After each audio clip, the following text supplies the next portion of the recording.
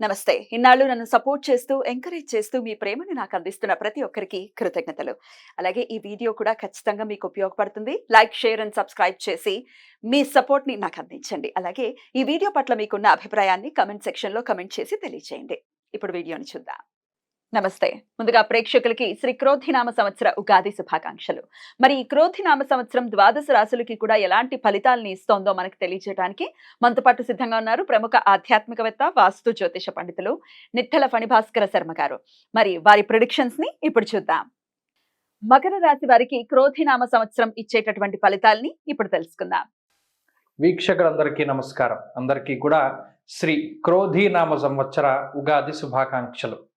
ఈ సంవత్సరంలో మకర రాశి వారికి ఏ విధమైనటువంటి గోచార ఫలితాలు కలగబోతూ ఉన్నాయి అనేటువంటి విషయాన్ని ఈ సంవత్సరం నేను రాసినటువంటి భవిష్యదర్శిని అనేటువంటి పుస్తకం ఆధారంగా ఈ వీడియో ద్వారా క్లుప్తంగా తెలుసుకునేటువంటి ప్రయత్నం చేద్దాం.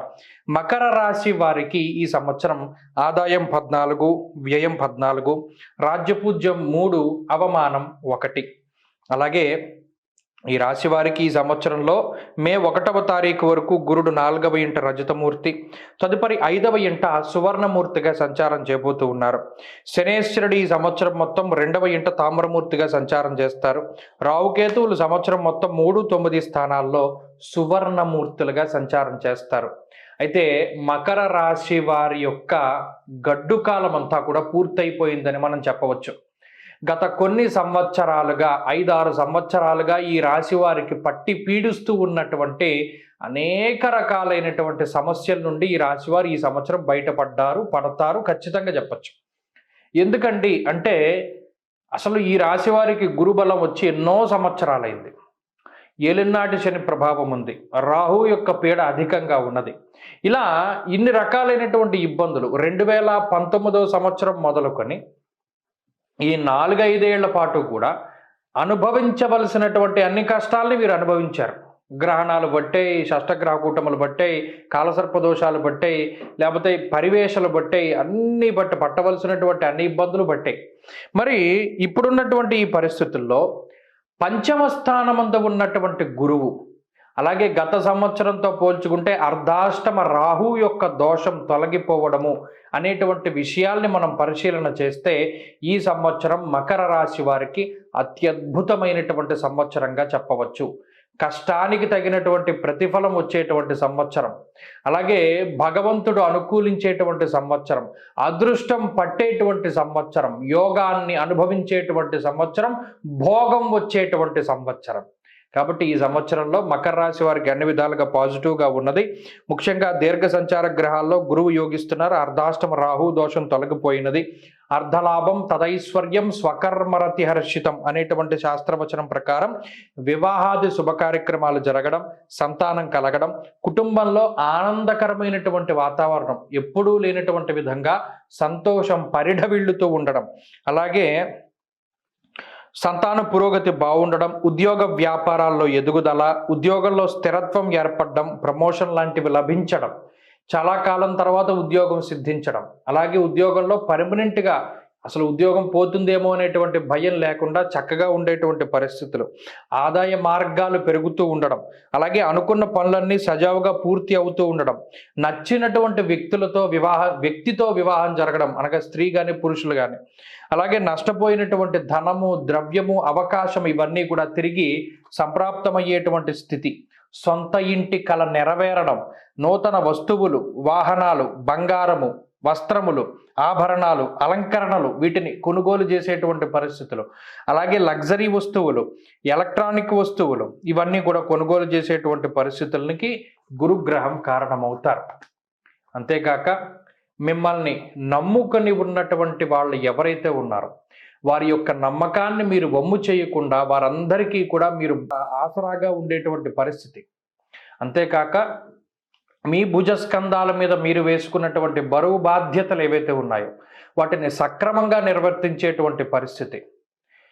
చాలా కాలం తర్వాత మీ మీద ఉన్నటువంటి నీలాపనిందలు తొలగిపోయి, మీ మీద ఉన్నటువంటి అపోహలు తొలగిపోయి, మీ నుండి దూరంగా వెళ్ళిపోయినటువంటి బంధువర్గం కానీ, మిత్రవర్గం కానీ, అనుచర వర్గం కానీ తిరిగి మరలా మీ దగ్గరికి వచ్చేటువంటి పరిస్థితి.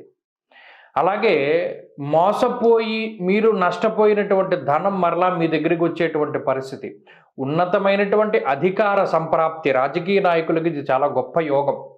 అలాగే బంగారం వ్యాపారం చేసేటువంటి వారు, రోడ్డు పక్కన బండి మొదలుకొని 5 స్టార్ వ్యాపారం వరకు చేసేటువంటి ఫుడ్ బిజినెస్లు, అరటిపళ్ళ తోట, అలాగే బంగారము, వస్త్రములు, సుగంధ ద్రవ్యాలు, పూజా స్టోర్సు, ఇలా వ్యాపారాలు చేసేటువంటి వారందరూ, కిరాణా షాపులు మొదలుకొని నూడిల్స్ బండి పెట్టుకునేటువంటి వారందరూ, మకర రాశి వారు అందరూ కూడా లాభపడిపోతూ ఉంటారు. సొంత ఇల్లు కట్టుకోగలుగుతారు, సొంత ఇంట్లో గృహప్రవేశం చేస్తారు. అలాగే రుణ బాధలు తగ్గుతాయి, అప్పుగా తీసుకున్నటువంటి ధనాన్ని తిరిగి చెల్లించగలుగుతారు. గోల్డ్ లోను, బంగారాన్ని తాకట్టు పెట్టి తీసుకొచ్చినటువంటి డబ్బు ఏదైతే ఉన్నదో దాన్ని తిరిగి కట్టేసి బంగారాన్ని విడిపించుకోవడం, ఇళ్ల పత్రాలను విడిపించుకోవడం, తాకట్టు అన్నిటిని కూడా బయటికి తీసుకురావడం లాంటివి చేస్తూ ఉంటారు. స్థిరమైనటువంటి ఉద్యోగం పొందుతారు, మీ కాళ్ళ మీద మీరు నిలబడి జీవనాన్ని సాగించగలుగుతారు. బుద్ధి ప్రచోదనం అవుతుంది, వ్యసనాలను వదిలిపెడతారు, వ్యసనాల బారి నుండి బయటకు వస్తారు, చెడు సావాసాల నుండి బయటకు వస్తారు. ఇంట్లో కుటుంబ సభ్యులు, జీవిత భాగస్వామి మొత్తుకున్న గతంలో చేయనటువంటి పనులు సొంత బుద్ధి పుట్టి చేస్తూ ఉంటారు, కష్టపడుతూ ఉంటారు. ఈజీ మనీ కోసం వెంపర్లాడకుండా ఇప్పటి వరకు కర్మ పట్టి పీడించినటువంటివన్నీ కూడా మిమ్మల్ని వదులుతూ వెళుతూ ఉంటాయి. ఇవన్నీ కూడా జీవన సాఫల్యానికి చాలా గొప్పగా ఉపయోగపడుతూ ఉంటాయి. ఇన్ని రకాలైనటువంటి మంచి ఎందుకు జరుగుతుంది?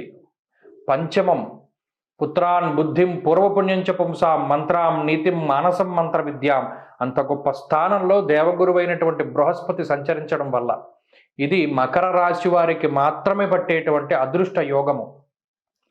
విదేశీయానం చేయాలి అన్న, విదేశాల్లో స్థిర నివాసం పొందాలి అన్న, చదువు సక్రమంగా రావాలి అన్న, విదేశాల్లో చదువుకోవాలి అన్న, ఆర్థిక పరిస్థితులు మెరుగుపడాలి అన్న, ఈ సంవత్సరం ఇవన్నీ కూడా టకటక అయిపోతూ ఉంటాయి. మెడికల్ సీట్ రావట్లేదు, వస్తుంది. లేకపోతే నాకు వేరే కాంపిటేటివ్ ఎగ్జామ్లో పరిస్థితి ఫలితాలు వ్యతిరేకంగా ఉన్నాయి, ఈ సంవత్సరం బాగుంటాయి. ఇలా చెప్పుకుంటూ పోతే బోల్డ్ అనే రకాలైనటువంటి అనుకూలతలు మకర రాశి వాళ్ళకి ఉంటాయి. అయితే శనేశ్వరుడు ఏలినాటి శని వ్యతిరేకంగా ఉండడా అంటే ఉంటారు. ఏలినాటి శని రూపంలో మరికొంత కాలం కొంత ఇబ్బందికరంగా ఉండి సదాక్లేశం వృధాభైరం సతతం కార్యనాశనం అనే శాస్త్రవచనం ప్రకారం అనవసరపు తగాదాలు, మాట పట్టింపులు అధికం. ఏ పని ప్రారంభించినా దానిలో ఆటంకాలు సాధారణంగానే వస్తాయి. అనవసరమైన ప్రయాణాలు, ఇవన్నీ కూడా కుటుంబపరమైనటువంటి కలహాలు, దాంపత్య జీవనంలో మాట పట్టింపులు, ఇవన్నీ కూడా సాధారణంగా వచ్చేటువంటి విషయాలే. కొంత ఖర్చు అధికంగా ఉంటుంది. రాహు 3వ స్థానంలో ఉండడం వల్ల కొంత భయం, బెరుకు కూడా ఉంటూ ఉంటాయి. గతంలో జరిగినటువంటి వాటిని మనసులో పెట్టుకుని సైకలాజికల్గా కొంత సమస్యలు ఈ రాశి వారికి వస్తాయి.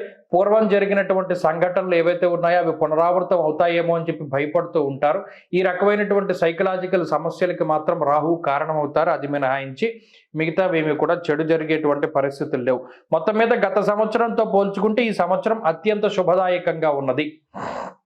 కార్మికులు, కర్షకులు, కూలీలు, డైలీ కష్టం చేసుకునేటువంటి, డైలీ వేజెస్ పని చేసుకునేటువంటి వారు, ఎవరింట్లోనైనా పని చేసుకునేటువంటి వారు మొదలుకొని వ్యవసాయం చేసేటువంటి వారు, 5 స్టార్ హోటల్స్లో కూడా పనిచేసేటువంటి సర్వర్స్, వీళ్ళ దగ్గర వరకు కూడా వీళ్ళదే హవా నడుస్తూ ఉంటుంది. బ్రహ్మాండంగా డబ్బు సంపాదించగలుగుతారు.